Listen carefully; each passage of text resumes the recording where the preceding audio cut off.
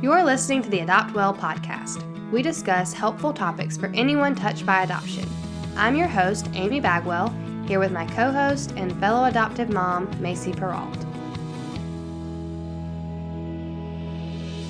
Hey friends, we're so glad you're back for today's episode. Today we'll be talking with our friend, Ashley Mitchell. Ashley's a birth mom. She placed her son 13 years ago. She's also a wife, a mother of 2 more children that she parents, and the owner and founder of Lifetime Healing. Ashley took her experience, as well as the perspective of hundreds of birth moms that she's had the privilege of sitting knee to knee with over the years, and she created the first ever post-placement curriculum. This curriculum builds lasting and concrete lifetime support groups for birth mothers all across the country. By providing this curriculum, Lifetime Healing is holding adoption professionals accountable in standing with birth mothers not just until placement is finalized, but for life, ensuring that these moms are as equipped as possible to walk the lifelong road of healing. Amy and I are so excited to share our conversation with Ashley with you, but really quickly, I wanted to share a few things with you to keep in mind as you listen today. You may have seen that I recently ran a poll on the Adopt Well Instagram account asking for input from birth moms on their post-placement experience. About 20 mothers participated. Here's what they had to say. 100% said sadness was one of the feelings they experienced in placing their child for adoption. 89% said they've battled depression since placing their child. 95% said they consider parts of their placement to be a trauma. 100% said they believe post-placement support and counseling for birth parents is necessary. 100% said that grieving has been a part of the process of being a birth parent. And 39% said they've considered suicide since placing their child for adoption. After the moms participated in these polls, I asked them if they would give me a few words to describe their post-placement grieving process. Here's what they had to say. Anger, jealousy, depression, suicidal thoughts, bitter, numb, hopeless, broken, empty, sadness, separation anxiety, guilt, shame, regret, heartache, resentment, disregard, loss of self, loneliness, emotional numbness, delayed grief, instability, indecisiveness, jaded, feeling that no one understands, inadequate, betrayal, loss, gratitude, overwhelmed by God's goodness, rage, joy, peace, excitement, self-righteousness, desolation, alone, happiness, anxiety, hopeful, hopeless, isolation, rejection, and fear. One of the birth moms said this, "My grieving process had a lot of ups and downs. It's an emotional roller coaster for sure. I felt empty and numb. As I healed and felt more comfortable with my decision, I experienced true happiness."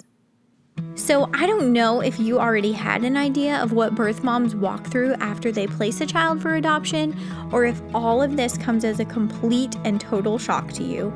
But here's what I do know. It is undeniable that these moms will face hard things after placement. And we, as adoptive parents, need to be prepared to love them through it, and we need to advocate for them to have access to the post-placement care that they deserve. We believe that adoption is a good option for a woman who finds herself in an unplanned pregnancy. However, we also believe that she deserves to know going into it that while it might be worth it, that doesn't mean it will be easy. We believe that if we're going to represent the heart of God well in our adoptions, that includes seeking justice for these moms who are making one of the hardest decisions of their life, if not the hardest decision of their life. It means not leaving them in the ditch after they've placed their child, but walking alongside them and giving them the love and the support that they need and deserve. No matter how you've been touched by adoption, we know that you want to do it well. We believe today's episode will be a turning point in the adoption community as we come together to understand and support birth mothers on a whole new level.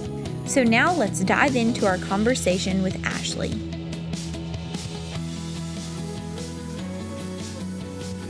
Okay, Ashley, welcome to the show. We're so excited to have you joining us today. Would you mind starting off by just telling our listeners a little bit about yourself and your story? Yes, thank you guys for having me. This is so awesome. And we get to do this in person in South Carolina, which is really fun for me. Yes. So for those who don't know who I am, my name is Ashley Mitchell. I live in Salt Lake City, Utah. My husband and I have been married 10 years, and we have 2 children. Our daughter is 9, and our son is 7. So, but I also have a 13-year-old son that I placed for adoption. He just turned 13 this April. Wow. And so we're kind of navigating a new season of open adoption with an older child that now has opinions and has lots of inappropriate and hard questions and all of that. So that's fun. We're navigating that and figuring that out. But I have been an advocate for, oh my gosh, a decade, I think, for support for birth mothers. And so we're really passionate about training agencies and healthcare professionals on why post-placement care matters. Women are going to continue to choose adoption, and they're going to continue to need support through the grief and trauma. So that's what our passion is, and that's what we're doing. I love it. Thank you so much. We're so excited to have you today, and we're going to be talking about a kind of heavy topic today, so the birth mother grief cycle, but I think it's a really necessary conversation to have for sure. So I, Macie, will be the first to admit that when my husband and I first started the adoption process, I honestly had no idea that birth mothers even experience trauma and grief, and that sounds so crazy to me now, but I think that it stemmed from the picture that the world paints of birth mothers, and that being that birth mothers are brave and they're selfless and they're making this wonderful decision that they should feel proud of. And hear me when I say I do agree with all of that, of course, but I think that when we don't leave space for grief and trauma to coincide with all of those amazing things, it can be problematic. And I have learned that really from you. And so can you talk to us a little bit about the birth mother grief cycle and kind of all that goes along with it? Yeah, and I don't know if this makes you feel better, but I think a lot of the pregnant mothers go into this not knowing that they're going to experience grief and trauma. That's a huge problem. But I think when we hear those messages of being so brave and selfless, and we're doing this amazing thing for these families who can't have biological children, I think it eliminates our right to grieve. And so I think we're not being responsible in the message that we're sharing about adoption, because it is amazing and beautiful and can be awesome. But if we're not sharing the really hard, we are very unprepared for what this looks like. And these mothers need to know what's coming if they're going to make this decision. And so from very early on, even before relinquishment, understanding that process, the mindset that we're going through when we're trying to make this decision, what should we do for our child, and then actually having to walk through relinquishment and then what it looks like in the aftermath. And it's hard to know because grief is so tricky and it's so individual. Because you and I could both be birth mothers and not have even close to the same experience and not have the same grief. True. And so it's really hard to put this little package on it and say, well, of course she's going to be sad because she's being separated from her child, but she's doing this awesome thing. And so, and we have a great relationship, and so she's fine. She seems fine to me. Okay? It's going to look deeper than that, even if it's not out on the surface. And so really breaking that down and trying to understand that and try and see from a different perspective, I think will be really helpful as we have this conversation. Absolutely. Yeah, Ashley, I will tell you that I remember a specific time last year. I was watching you do an Instagram Live, and it wasn't even on this topic, but it was a Q&A, and you briefly mentioned the grief cycle that a birth mom experiences, and a light bulb just clicked in my brain. And I remember thinking, if I knew this before we had adopted and was prepared for it, it would have helped me so much. And even after hearing that, I feel like I became a better member of the triad and just understanding some things that Lee's first mom was going through.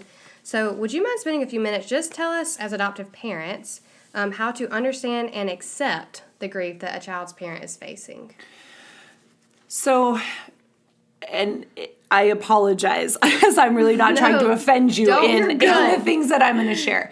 As I know this is really hard stuff to hear, but if we can accept adoption for what it is instead of trying to make it something it's not, I think we will be better off. And it is unavoidable to adopt without causing pain and suffering and sadness. Adoptive parents see it in their own journey that leads them to adoption, but the biological parents lose first.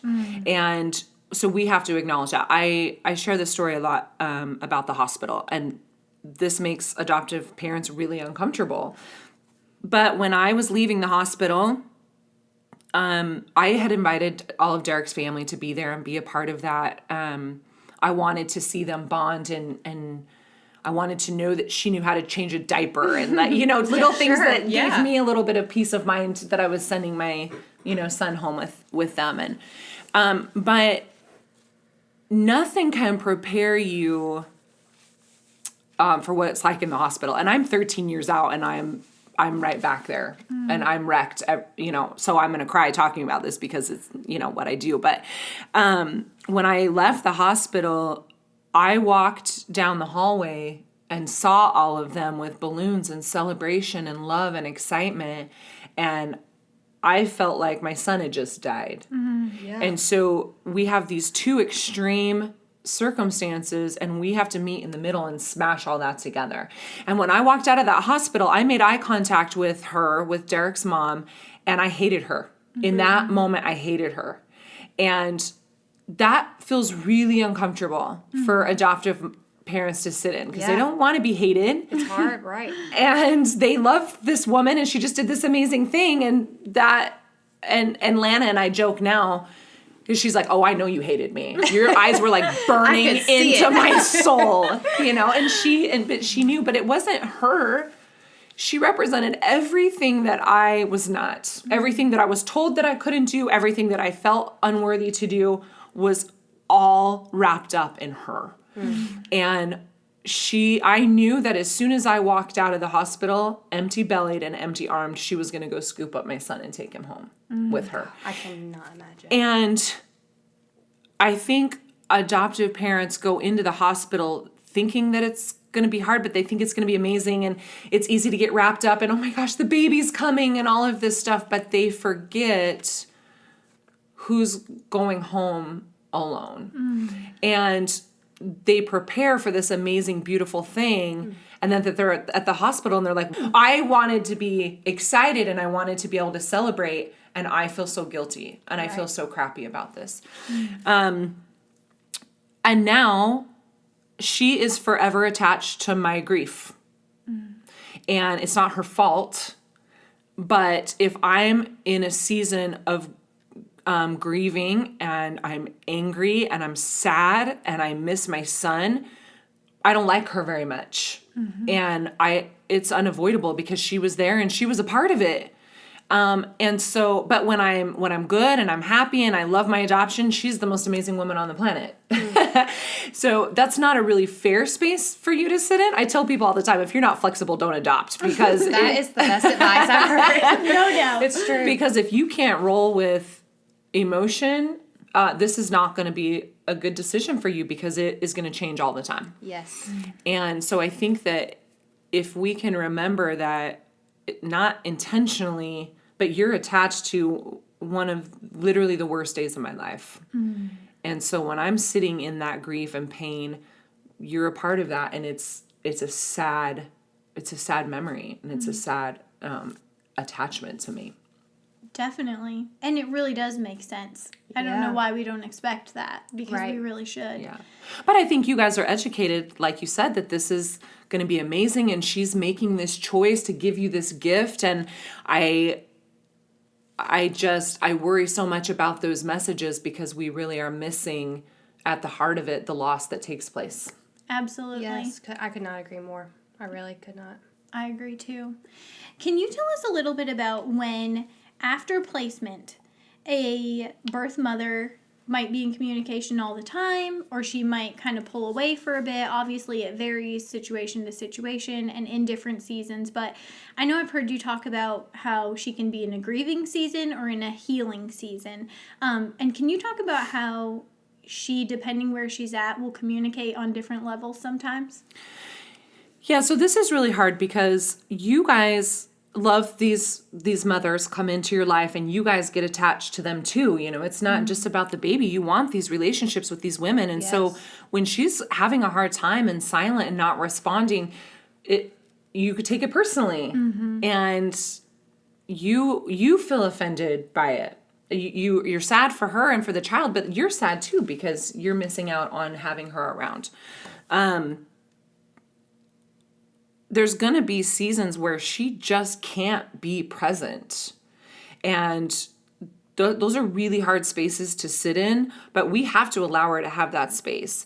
And we're told, from my perspective, from the birth parent side, we're told, you relinquish, you have no rights, you have no rights, you have no rights. And so when we're in a season of grief and we're kind of silent, we don't even know if we can reach out and ask anything. We don't know that we have the right to do that we deserve to be able to do that. And so what's going to happen is there's just going to be an ebb and flow to it. When she's grieving and having a hard time, she's either going to overshare and be really inappropriate and share things with you that are going to make you feel bad, or she's going to completely disappear and be silent.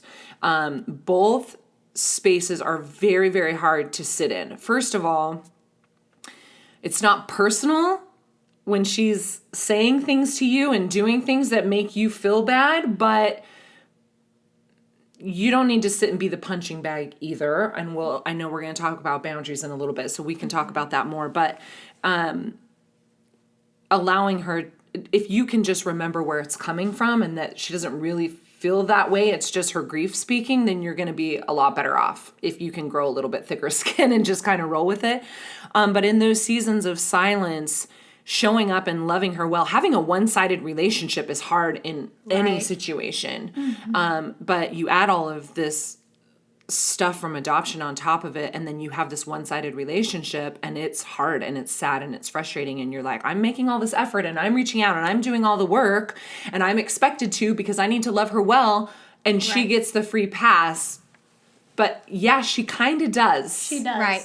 And she as does. an adoptive parent, coming to accept that and realize that as true is so freeing in a way, you know, to come to that realization. And you really helped me realize that with an Instagram live. You did it too. I'm tuning in all the time. You guys should too, but I am. It's been really helpful. Yeah.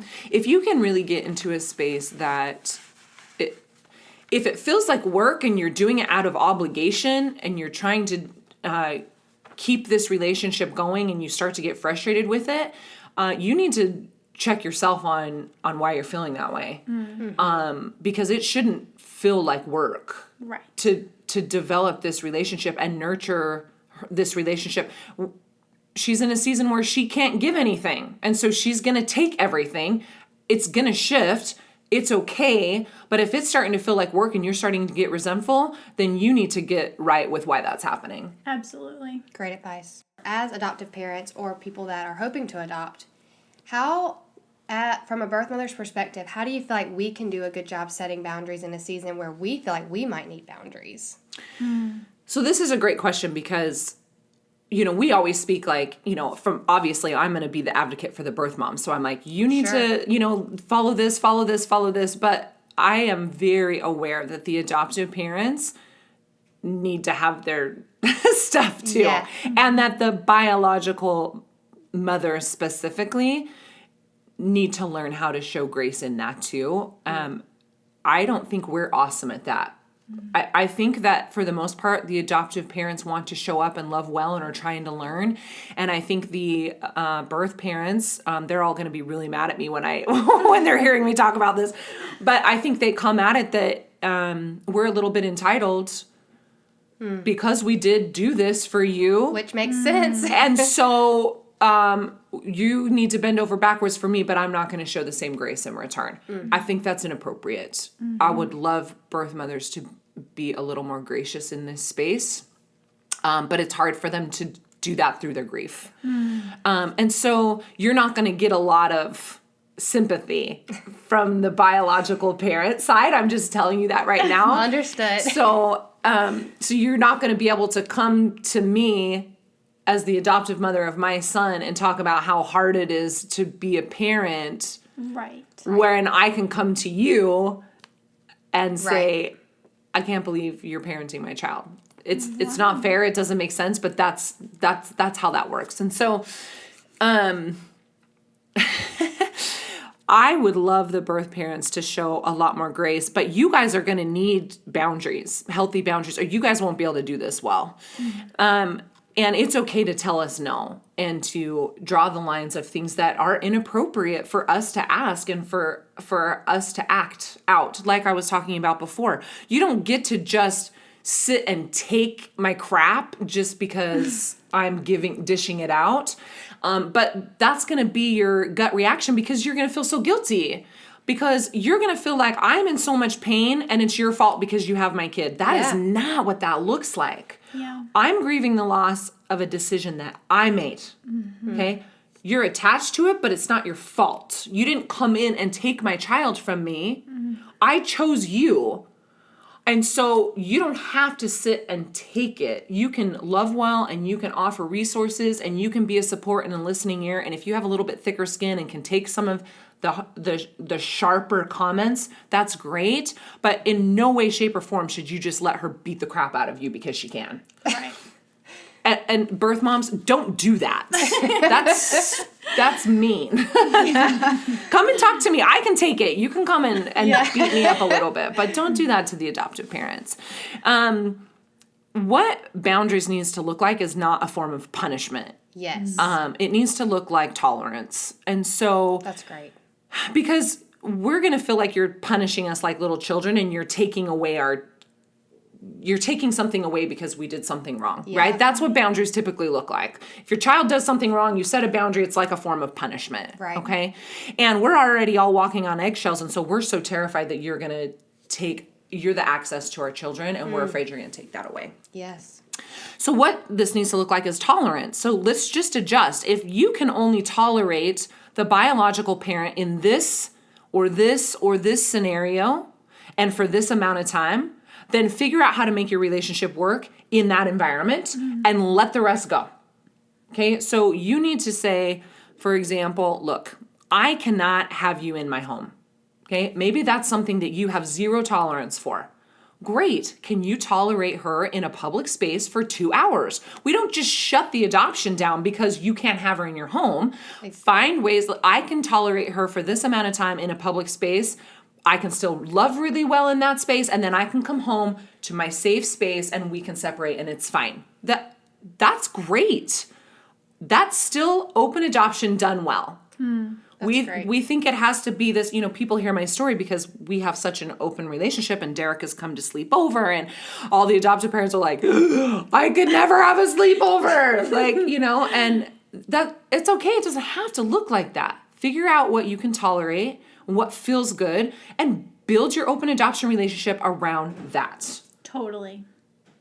That is such good advice. And honestly, I feel like as an adoptive parent, it does bring freedom to hear that we do have that ability to, I feel like setting boundaries on our side of things and you setting boundaries on your side of things helps create a great, open, healthy dialogue down the road because we're in this for life. Yeah. Right. This isn't going to go away in a couple of years, hopefully, right? Yeah. I mean, this is a lifer thing. So doing it well from even before day one and knowing what to expect going into it, I feel is just invaluable. Well, and it's just like, you've had relationships with humans before. Yes. It's not any different than coming back to the table with your spouse and readjusting and does this work and does this work and how do you feel about this and can we shift this and compromise? Why can't our open adoptions look like that? Yes. Totally. And we are way better off if we are saying no and setting healthy boundaries and having uncomfortable conversations so that we can move forward that feels positive for everybody involved. Absolutely. And at the end of the day, all of those things are set up to make the child healthier, and that's really what it's about. It's so true. So true.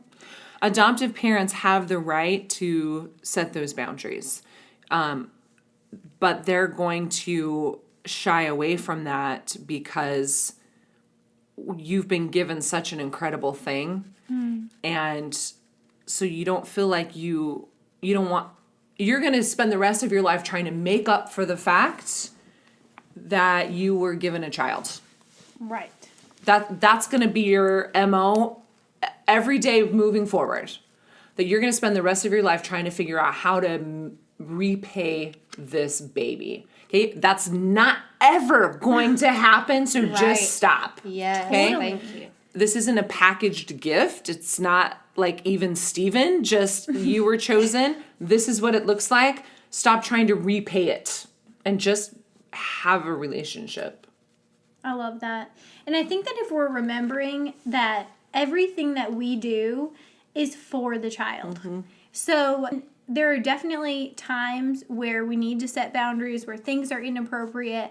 But ultimately, I feel like if we have the mindset of, I'm going to continue to love well, even when it's hard, even when I feel like I'm not getting anything in return, that's really not what this is about. This is about the child. This is about me keeping the door open for my child to have, hopefully, a relationship with his birth family and his birth mother in the immediate future and all the way down the road. And so really it's my job to keep this door open, to keep communication open, and to just love her well.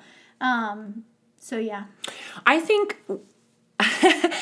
so my kids, John and I have our 2 kids and then Derek, and I watch them together.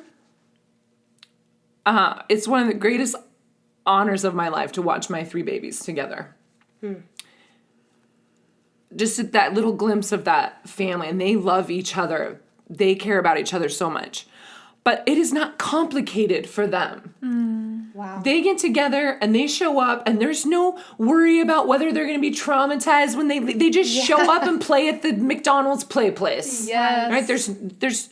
We complicate it as adults with our insecurities and our jealousies and our, anger and things that we haven't, those coming to the table from infertility that haven't dealt with that grief and loss. And we bring all of this crap to the table. We make it very complicated. If we could be more like the children in these relationships and strip it down and say, at the heart of it, this is about love and this is about family connection. So good. When I watch just how simple and easy those sibling relationships are, it's not complicated. Yeah. We show up so that they can love each other because that's what you do. Right. And if we can just do that, instead of like keeping track and keeping score of who did what and who said what and this happened, at the end of the day, none of that matters. What matters is the child. Totally.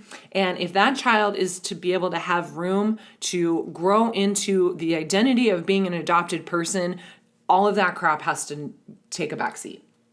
I could not agree more. Yeah, same. I need to tell myself that daily, I think. It's true. You just want to do everything right, say the right things, have the right tone. But reality is, I don't do that with most other people that I talk to. Yeah. I just talk to them, So that's great. Well, this has been so helpful. Is there anything that you'd want to add that you haven't said yet that you feel like needs to be heard? I just want to just come back to the grief and trauma, because adoptive parents are going to try really hard to sugarcoat it and make it easier for everyone to understand and hear, and we want to save the kids from all of this painful stuff, but honoring me and who I am means that you honor what brought me to these decisions. And if all my son ever heard was, she just loves you so much and just couldn't parent, he thinks that I loved him so much and I gave him away. That's attaching him to a really false representation. And even though some of the things about my life really wreck me that Derek will have to know, I think it gives him a more well-rounded understanding of where I was in that time in my life and why the decision to place him was made. And because it was more than just my love for him. There was a lot going on. Right. Because if it really was just about the love, I would have parented him. Right. And so we have to be really careful that we're not attaching these false messages to what this looks like. And it's okay for him to know that there was a lot of really ugly, hard stuff in that. I would rather him know that than for him to know that I loved him and gave him to somebody else. Absolutely. And so I think that allows just a better understanding and acceptance of everybody if we can understand. There will never be anything that I do in my life that will be harder than walking away from my son in the hospital. If you can't get right with that, don't adopt. Because if that's what you want, it is unavoidable. You will be leaving the hospital with another woman's child. Yeah. And so if you can sit in that, and I would love to talk to you about that if that's hard for you, but if you can own that and accept that, we can do this so much better. Well, if you aren't already following Ashley on social media, I obviously am, as I've mentioned that I religiously watch your Instagram lives. You totally should, at Big Tough Girl and Lifetime Healing, which is at Lifetime Healing LLC. Yes. She has been so helpful for me. I know, Macie, for you as well. Absolutely. We watch all the time. So anyway, thanks for joining us. Thank you guys for letting me come and share. That's great. It was an honor. Thanks for joining us for today's episode. We know that while today's topic was heavy, it's such a necessary conversation to have. If you're a birth mom, you deserve post-placement care. The emotions that accompany a life-changing decision like placing a child for adoption can be really hard to process and even more difficult to do alone. We want to encourage you to find some local birth moms and connect with them. If you aren't sure where to start, you can visit www.lifetimehealingadoption.com/support group to see support groups all across the country. If you're an adoptive parent, you can help by making sure your child's birth mother is aware of the resources on lifetimehealingadoption.com and any support groups in her area. And if you're hoping to adopt, we really can't emphasize enough the importance of working with an agency that strives to uphold high ethics and who's doing their best to support birth parents. Before deciding on an agency, ask them about their post-placement support and don't settle for an agency that just provides support for a few months or doesn't help birth mothers to the degree in which they should. Anything worth doing is worth doing well. We hope you've enjoyed listening and learning. You can connect with us on social media at AdoptWell and find more helpful resources about today's show in the show notes. It would mean so much to us if you'd leave us an honest review before you go. We look forward to spending more time with you as we all learn together how we can adopt well.